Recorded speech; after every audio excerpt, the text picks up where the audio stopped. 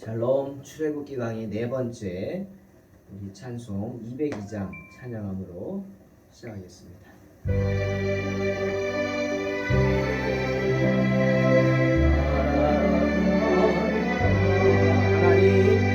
하나님 아버지 주신 책은 귀하고 중하신 말씀일세.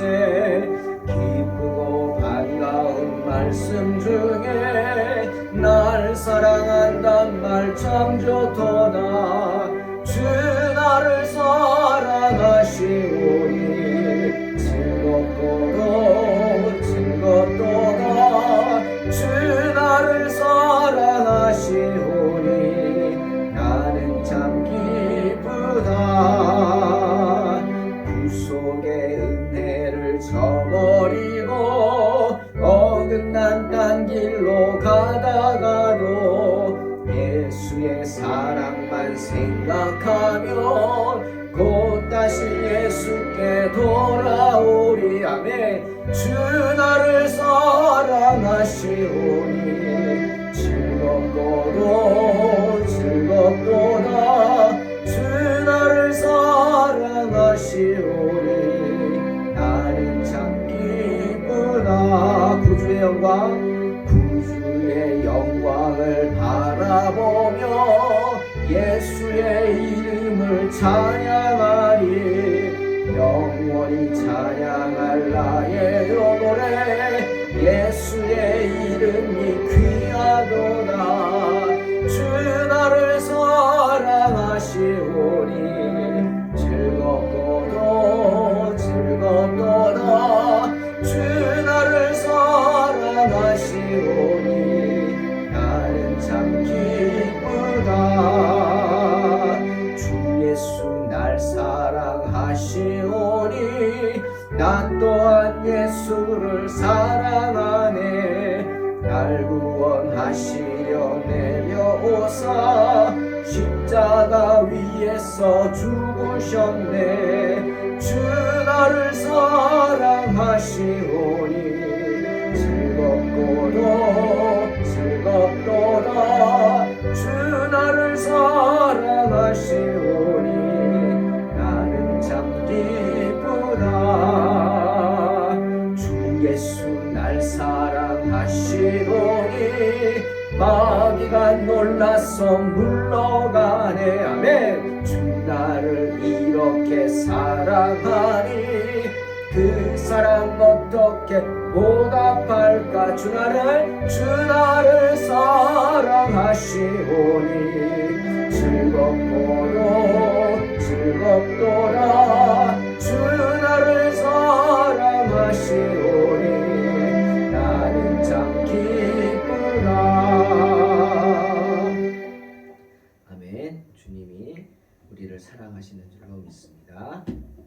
출애굽기 2장 1절로 4절입니다. 봉독합니다.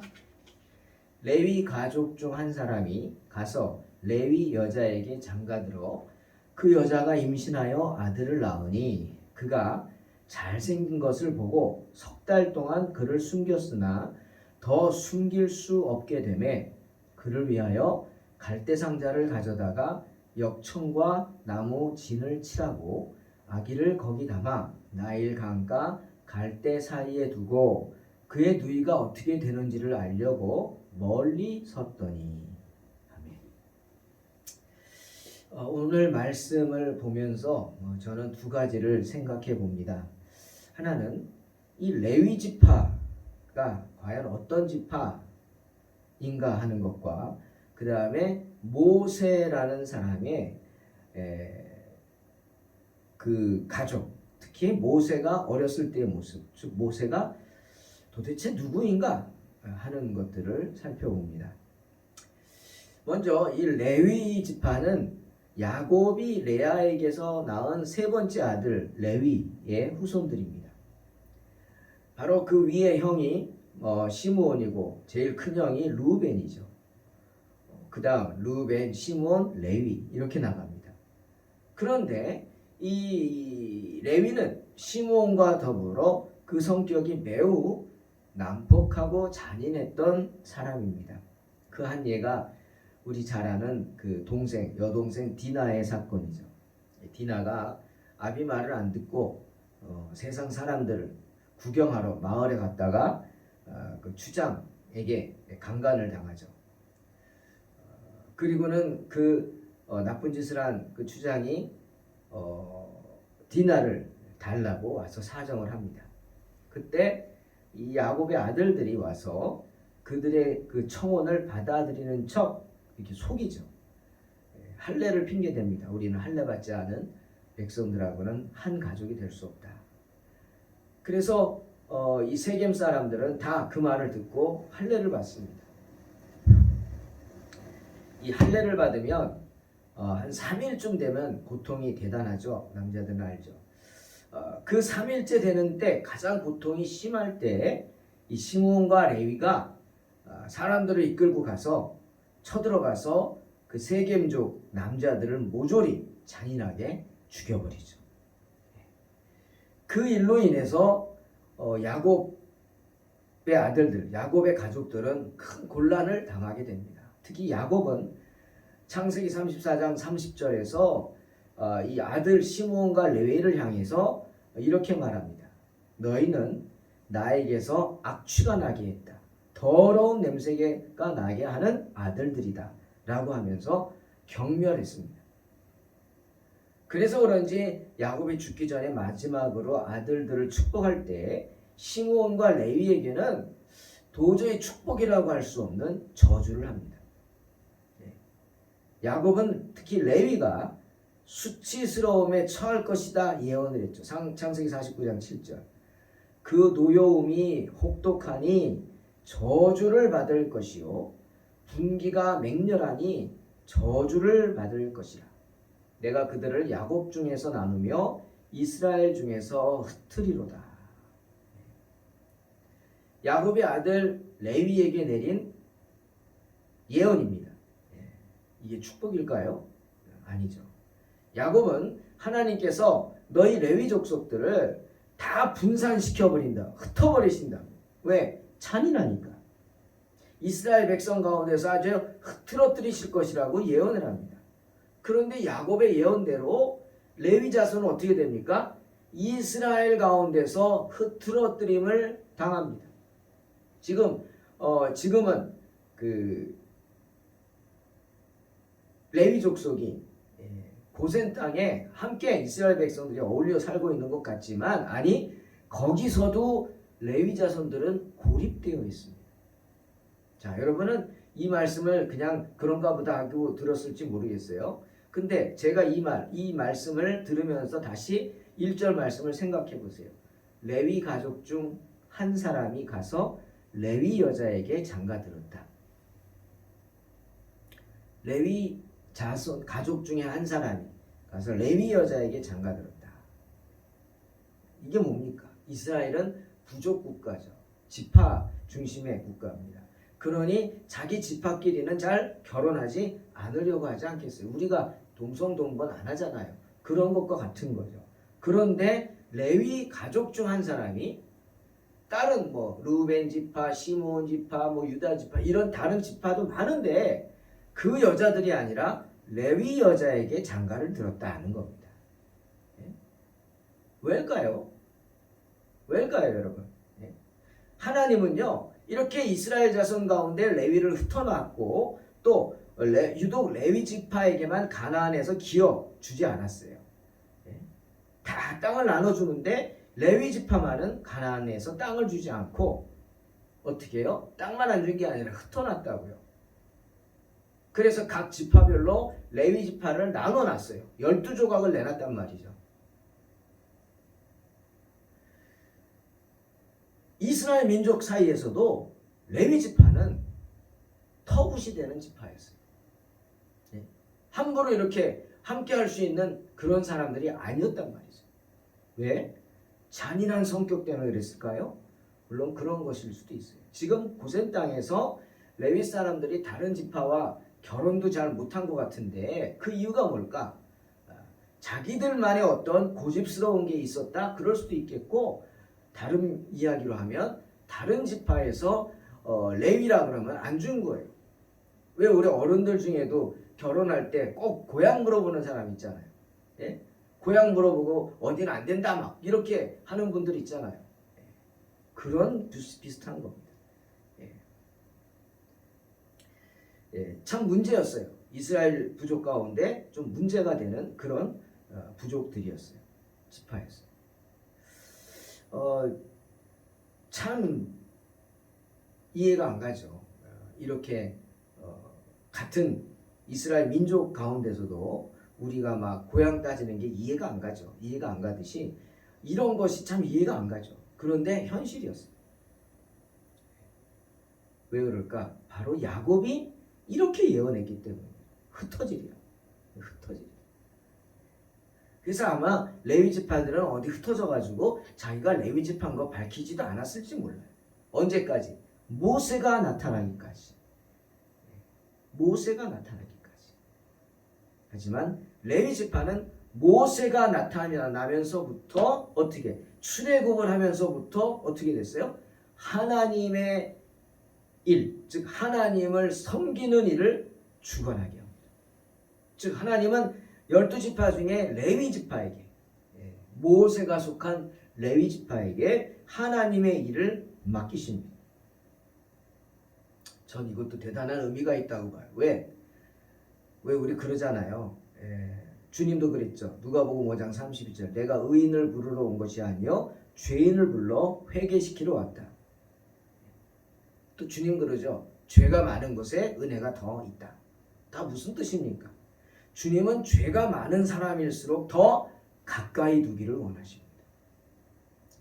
무슨 말인지 아시겠죠? 즉 하나님이 레위 지파를 당신의 일을 하는 지파로서 오직 다른 거 하지 말고 하나님을 섬기는 일, 성전에 관한 일만 해라 이렇게 구별하신 이유가 뭘까? 바로 레위 지파의 죄가 많았기 때문에 또 그들의 성격, 그들의 지파에 흐르는 분위기란 게 있잖아요. 오늘 말했죠. 잔인함. 예? 그들의 그 잔인함 그런 것들을 하나님이 아시기 때문에 아예 가까이 두고 죄를 짓지 못하도록 하기 위해서 그들을 하나님의 일을 하는 지파로 세운 게 아닌가 싶습니다. 호국자는 그런 말도 합니다. 야, 저 사람은 목사 안 됐으면 큰일 날 뻔했어. 뭐 이런 말 듣지 않습니까? 저도 그런 말 듣는지 모르겠어요. 그렇지만 맞는 말입니다. 하나님은 난폭하고 죄 많은 레위 지파를 가장 가까이 두셔서 하나님 일을 섬기는 제사장의 일, 성전의 일을 하게 하셨습니다.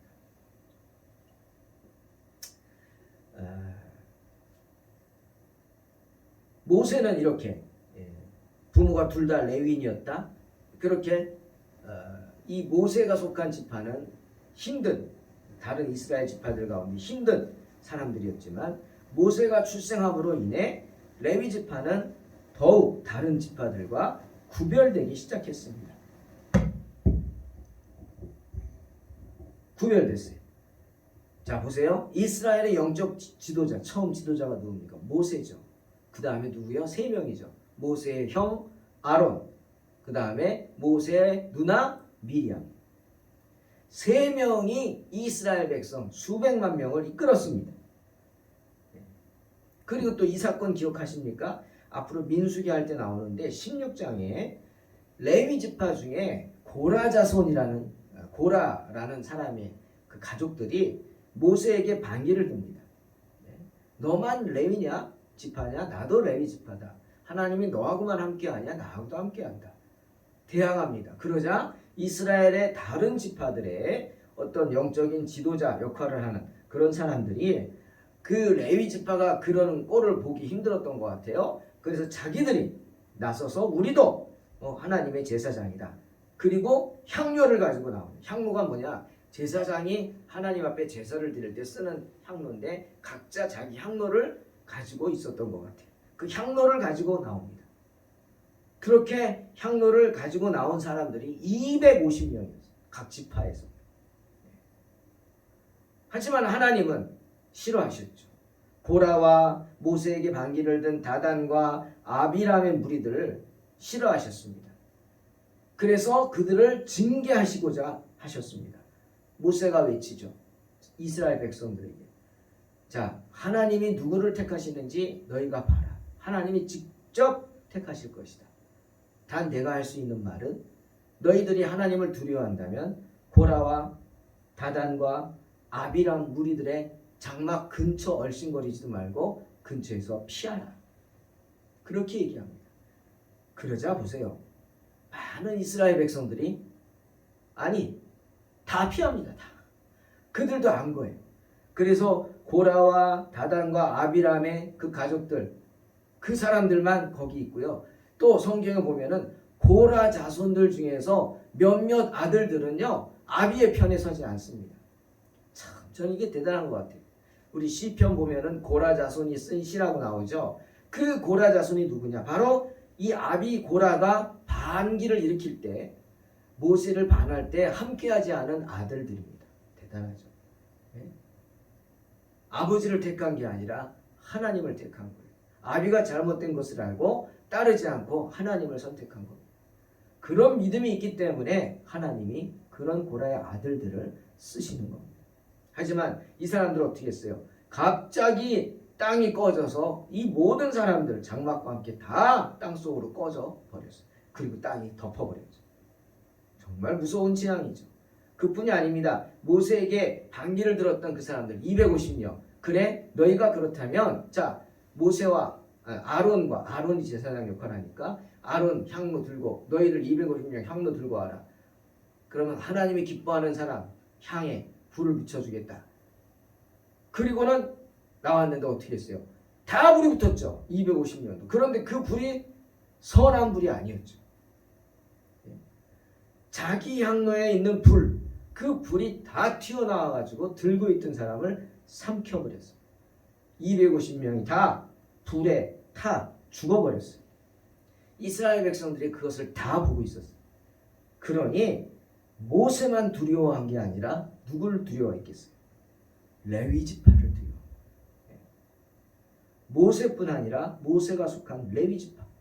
성전의 일은 아무나 하는 것이 아니구나. 정말 성전 가까이만 가도 저렇게 죽을 수가 있겠구나. 그런 두려움 속에 있었죠. 이 일로 인해서 더욱 이스라엘 백성들 사이에서는 레위 지파가 구별되었습니다. 하나님의 선지자는 몽땅 어디서 나와요? 레위 지파에서 나온다. 이렇게 인정해주고 생각했다는 거예요. 자, 모세를 이야기합니다. 레위 지파에서 태어난 모세는 정말 우리의 죄스러운 이런 육신을 입고 이 땅에 오셔서 우리를 위해 저주를 받으셨던 그 메시아의 상징으로 여겨졌습니다. 이야기가 비슷하지 않습니까? 예수님 이 땅에 태어나시자마자 어떻게 했어요? 헤롯이 죽이려고 했어요. 모세 이 땅에 태어나자마자 어떻게 했어요? 바로가 죽이려고 했어요. 네? 그렇죠? 예수님은 피난을 갔죠. 애굽으로 도망갔어요. 모세도 피난을 갔습니다. 근데 그곳이 어디예요? 바로 바로의 눈앞이었어요. 바로의 궁정이었어요. 그것이 또한 하나님의 섭리죠. 그런데 오늘 죽임을 당할 뻔한 모세, 태어나서 이제 죽어야 되죠. 바로가 또 2살 이하는 다 죽여버리라 명령을 내렸으니까 그 말 안 들으면 가족들이 다 죽죠. 그래서 죽여야 되는데 부모가 모세를 죽이지 않습니다. 못합니다. 그리고 자기들이 죽을지언정 그럴 수 없다. 성경은 그가 잘생긴 것을 보고 3달 동안 숨겼다 말합니다. 잘생긴 걸 보고 석 달 숨겼다. 그러면 못생긴 애들은 다 죽어야 되네. 그죠? 그런 생각해봤어요. 이상하다. 들여다봤어요. 여기서 잘생겼다 번역한 히브리어가 참으로 놀라운 단어입니다. 참으로 놀라운 단어. 저희 교회 입구에 대리민가 무슨 욕조 기기 파는 그 화장실 용품들 이렇게 세면이나 타일 파는 있어요. 거기 보니까 크게 밖에다 히브리어를 써놨어요. 저는 깜짝 놀랐어요. 읽어보니까 토브예요. 토브라는 히브리어 단어인데요. 이 토브가 바로 너무나 좋은 말씀이에요. 오늘 모세가 잘생겼다. 이 표현이 뭐냐? 토브예요. 토브는 선하다, 좋다, 아름답다 라는 뜻입니다. 그런데 함부로 쓸 수 있는 단어가 아니에요. 어디서 썼느냐? 일반적인 단어가 아니라고요. 즉 하나님이 세상의 모든 것을 창조하시고 그것을 보고 마지막으로 하신 말씀이 뭐예요? 하토. 보시기에 심히, 하나님이 지으신 그 모든 것을 보시니 보시기에 심히 좋았더라. 토브. 그게 이 토브라는 단어예요.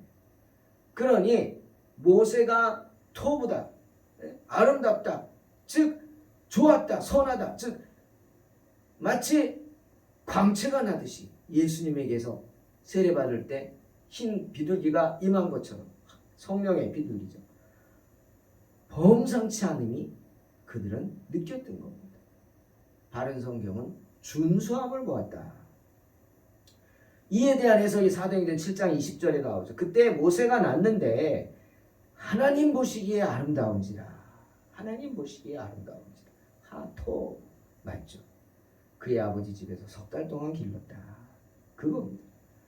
이 모세의 부모는 자기가 낳은 아들이지만 정말 준수함을 봤어요. 하나님 보시기에 아름다움을 봤어요. 그래서 자신들이 죽을지도 모르는데 죽음을 무릅쓰고 감춘 것입니다. 숨긴 거죠. 모세의 부모는 보았습니다. 당시 애굽인들에게 고통받는 그 이스라엘 백성들에게 하나님이 어떤 구원의 계획을 갖고 계심을 모세를 통해 보았던 것 같아요. 또 특별한 일을 하실 것이다. 모세를 통해 기대와 소망을 품었던 것입니다. 때문에 나중에는 더 안 되니까 갈대 상자에 넣어서 하수에 띄운 후에 누나 미리암을 시켜서 지켜보게 한 거예요. 분명히 하나님이 어떤 일을 행하실 거다. 하나님의 선하심이 있다. 하나님의 섭리가 있다. 네가 지켜봐라.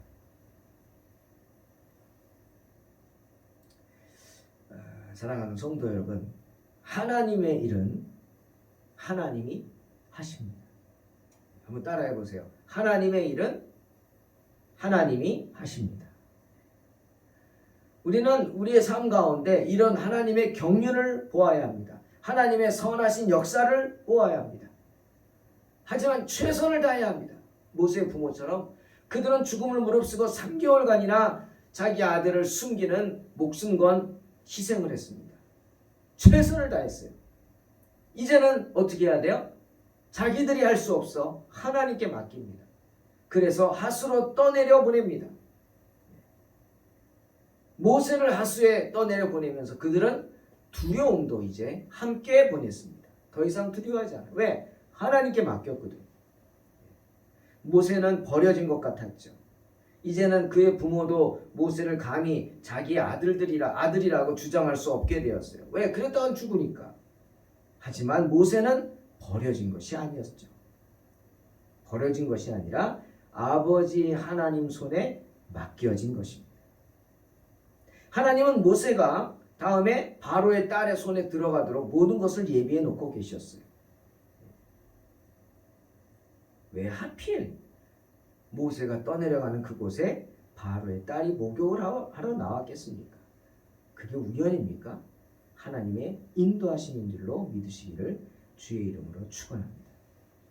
사랑하는 성도 여러분, 세상에서 우리가 돌아서면 우리는 하나님을 바라볼 수 있습니다.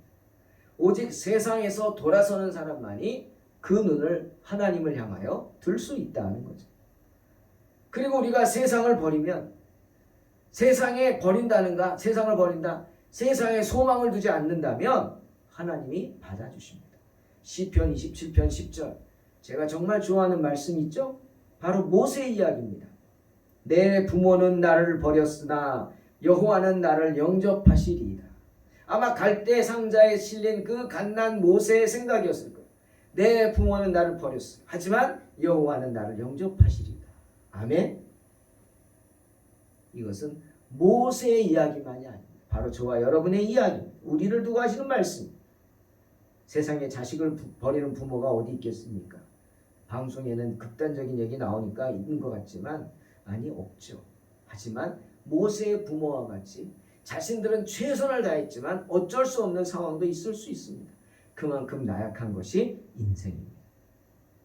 하지만 하나님은 그런 나약한 인생이 아니시죠.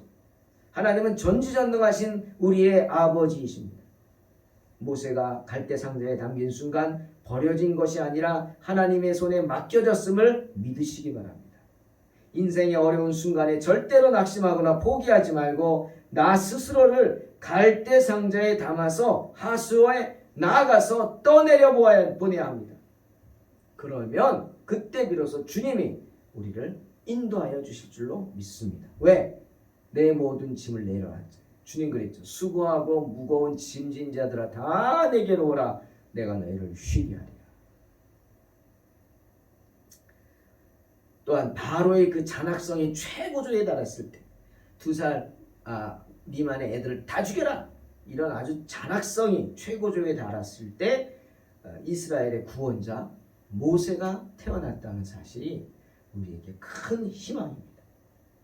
사람들이 아무리 성도를 멸시하고 교회를 파멸하려고 계획하고 있다 할지라도 이 나라의 그 어떤 사람들이 심지어 위정자들이 그렇게 한다 할지라도 하나님은 교회의 구원을 예비하시고 어떤 특별한 일을 계획하고 계심을 기억해야 합니다. 모세와 같은 사람. 그렇게 하는 사람들은 세상에서 끊쳐짐을 당할 것입니다. 내춤을 당할 것입니다. 예? 하루아침에 여호와를 대적하는 자들은 비록 위정자라 할지라도 고꾸라지고 말 것입니다. 우리가 끝이라고 생각한 그 순간이 하나님께서는 시작하시는 순간임을 잊지 마시기 바랍니다. 모세의 부모같이 행동합시다. 우리의 근심과 걱정을 갈대 상자에 담아서 주님께 맡겨 하수에 떠내려보내고 모든 두려움을 떨쳐버리는 복된 성도가 되시기를 주의 이름으로 축원합니다. 아멘. 기도하겠습니다. 하나님 감사합니다. 모세의 이야기를 통해서 우리 자신을 돌아봅니다. 하나님, 우리의 어리석음을 용서해 주시고 진정 우리가 하나님께 모든 것을 맡기면서 내가 해야 할 최선을 다하며 하나님께 모든 것을 맡길 수 있는 복된 성도들이 되게 축복하여 주시옵소서. 하나님의 은혜 가운데 거하게 하시고 오직 하나님만이 우리의 아버지심을 고백하며 주님을 믿는 믿음에서 흔들리지 않게 하여 주시옵소서. 감사드리며 예수님의 이름으로 기도하옵나이다. 아멘. 믿음으로 승리하시기 바랍니다.